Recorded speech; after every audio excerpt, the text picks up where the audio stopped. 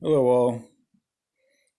Back again in the middle of the night, and on a topic that is uh, almost entirely exists in a gray area and no black and white. That of the tree of knowledge, the tree of life, and just tree symbolism, symbology in general. Um, when we look at also writing styles, which I harp on a lot, there's a contrast being made in Genesis when it says the tree of knowledge of good and evil. And a lot of this isn't going to be exact. I'm not going to have a lot of citations for you in this video, if any. It's going to be kind of top of my head, but everything I say you can look up for yourself. It's going to be pretty simple to do your own research on it. And you look at just the style of writing that's used, um, indicating good and evil. That's going to be opposites. It's going to indicate everything in between. Um, so when you look at that, there's a knowledge there. There is a consuming of everything, right?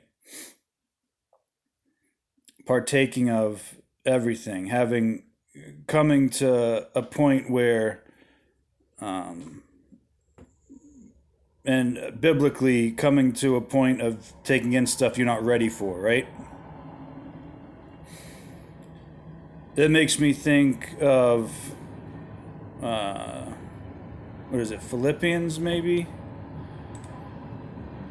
where it says that, um, yeah, Philippians 2:6, where it says, although he existed in the form of God, did not regard equality with God a thing to be grasped. There is knowledge and understanding that is for the Father, but not for Jesus, right? And that kind of plays over to me, in my mind, to the story of Adam and Eve and partaking of the tree of everything. And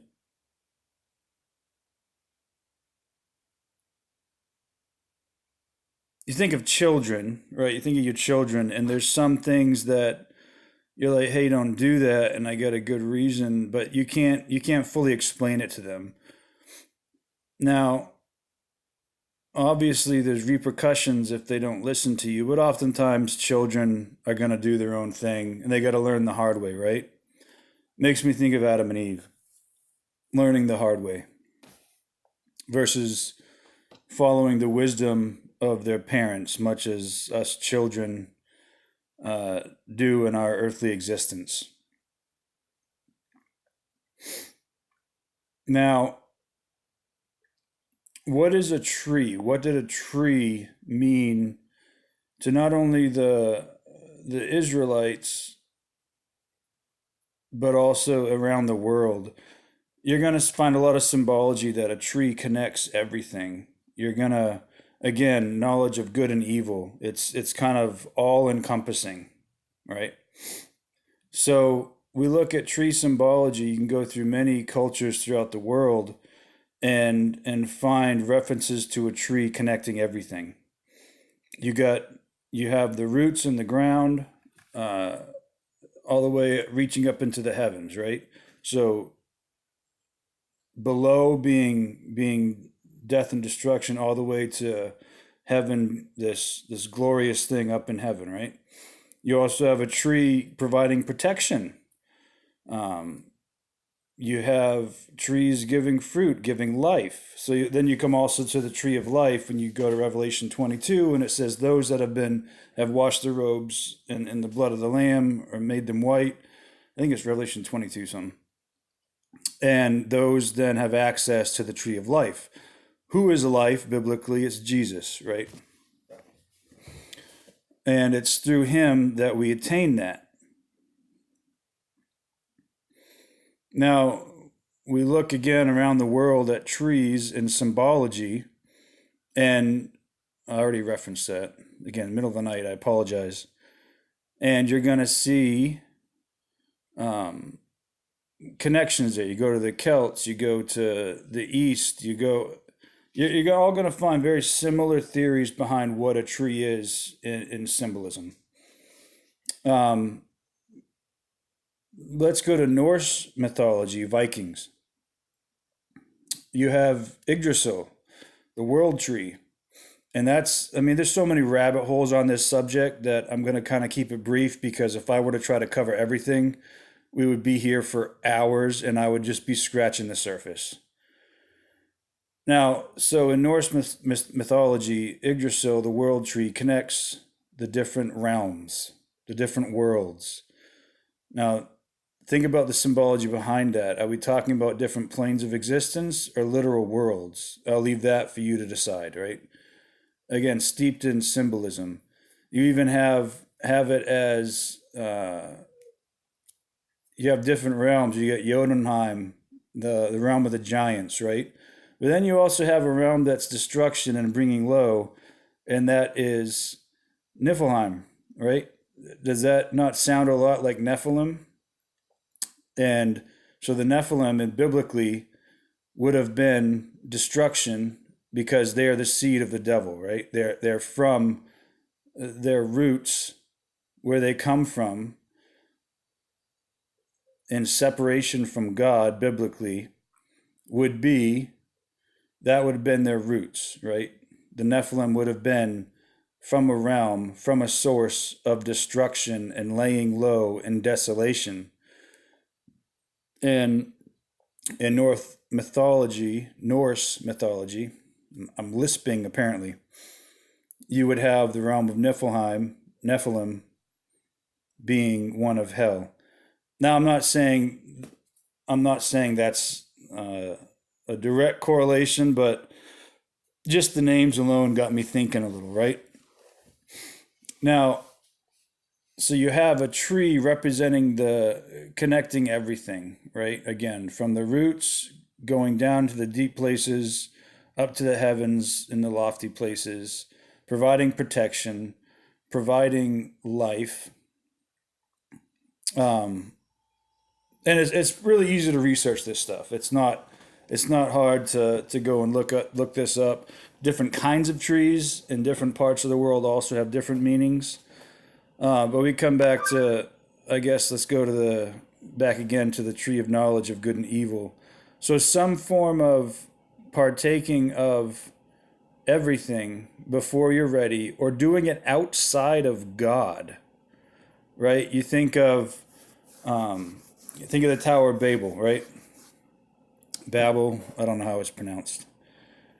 And, you had a malicious intent when it says that God says nothing will be impossible for these people, right?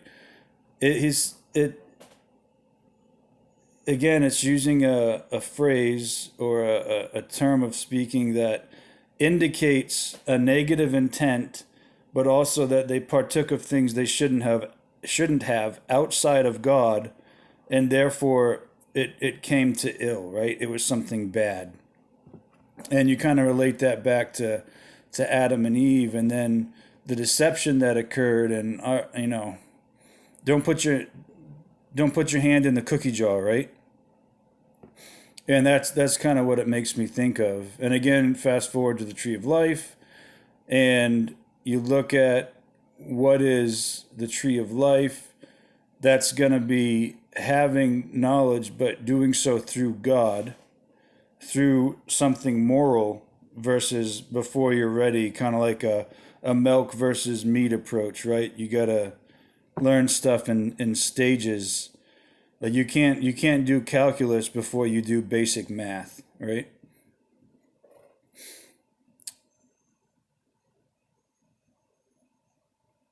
I don't really know how much more I want to say on the topic. I think from my mind I've kind of given an overview of what I wanted to say about it. Again, I wasn't going to go into too much detail because I think it would take such a long time.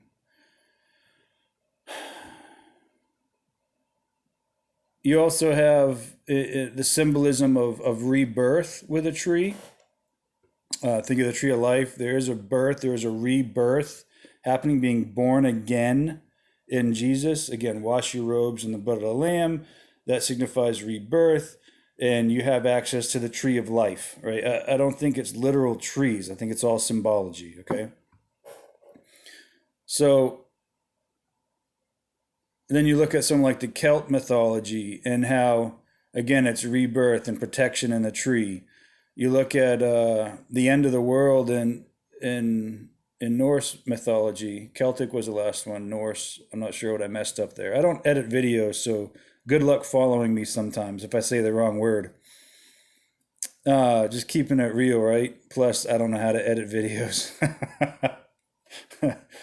And you look at Ragnarok, the end of the world, the war between the gods, and there's going to be a couple humans that survive by staying inside the world tree. So thoughts on trees, symbolism, the tree of knowledge of good and bad, the tree of life. I don't think you can understand it at all by going at surface level. I think you have to really look deep and try to understand what's being said. Look at styles of writing and what's used there. That would be kind of like idioms, but going back a long ways, right? And drawing a blank. I had one other thing I wanted to say, but now I'm messing it up. Big surprise. I didn't write anything at all down for this video, which is normal for me, I suppose. But anyway, yeah, so looking at the symbolism. Anyway, that's about all I had for right now. And if you guys want me to do a little more in-depth stuff on it, y'all let me know. I just kind of wanted to give a brief overview and kind of hopefully get other people too to look into some of what trees mean and around the world. Not. I think there's a certain memory with humans, and there's certain elements of truth in all parts of the world, in all religions. You can have elements that are similar, and there's truth there, but of course it comes down to understanding what that truth is. Just like you have stories of a flood in all cultures around the world, you have the symbology of trees that are pretty similar in all parts of the world. And again, going back to Vikings, I like Vikings for some reason. And you look at the realms of existence, I would say it's different dimensions. And you look now at scientific theory, and there's different theories on how many dimensions there are, not timelines, right? Not parallel Earth theory, but literally different dimensions. And it's posited in scientific theory that there's as many as 11 different dimensions. Now, with Yggdrasil, you have the connection of 9 different dimensions. And that only kind of, to me, further shows evidence of there being something to this. But again, you have to look at what is actually being said. Again, they could have all been laid out in black and white like the law, but then the law kind of begets evil because men in their being retarded take things too far and mess it all up, right? So it's kind of like an idea of expanding your mind a little bit and trying to understand. And again, referencing back to eyes to see and ears to hear. You can listen to someone, but then the words they're using, but you can totally not understand or hear what they're saying. Same type idea. So anyway, y'all have a good one.